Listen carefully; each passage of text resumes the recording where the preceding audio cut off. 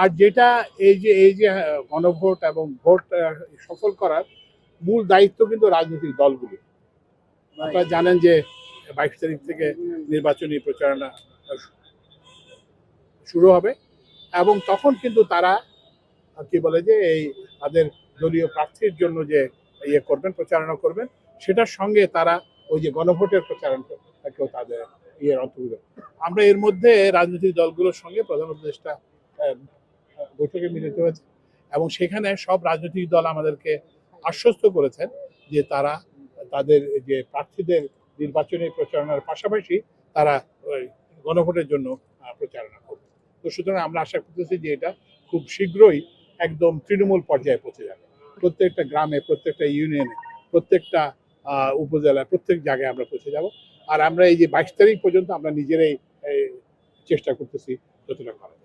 LPG গ্যাসের যেটা আমাদের এই দুই ধরনের গ্যাস আছে, একটা হচ্ছে পাইপ দিয়ে যে গ্যাস, সেই গ্যাসটা জ্বালানি বিভাগ দেখে, কিন্তু এই যে এলপিজি যেটা, এইটা 98% হচ্ছে যে বেসরকারি, মাত্র 2% আমাদের ইস্টার্ন রিফাইনারিতে কিছুটা বের হয়, তো সেখান থেকে কিছুটা হয়।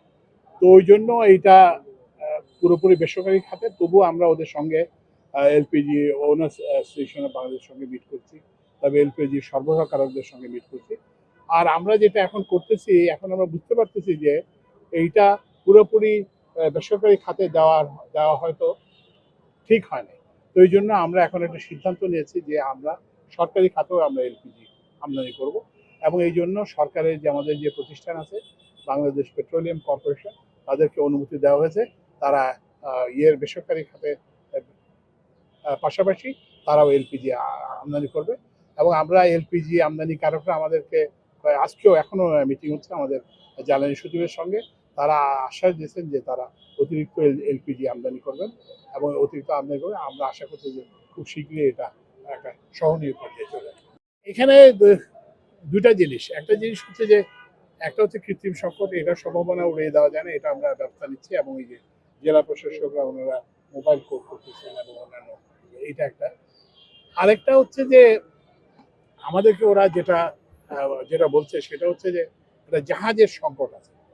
ওরা ওই যে আপনারা জানেন যে মার্কিন যুক্তরাষ্ট্র কতগুলো দেশের উপর নিষেধাজ্ঞা দেওয়া আছে, তো এই নিষেধাজ্ঞার আওতায় কিছু জাহাজ পড়ছে এবং ওরা বলছেন যে তারা এই যে জাহাজের জন্য তারা আনতে পারেনি। যাই হোক, আমরা এইটা সরকারি পর্যায়ে এবং বেসরকারি পর্যায়ে আমরা চেষ্টা চালিয়ে যাচ্ছি যাতে এই এলপিজি দামটা একটা সহনীয় পর্যায়ে সরকার নির্ধারিত পর্যায়ে চলে আসে।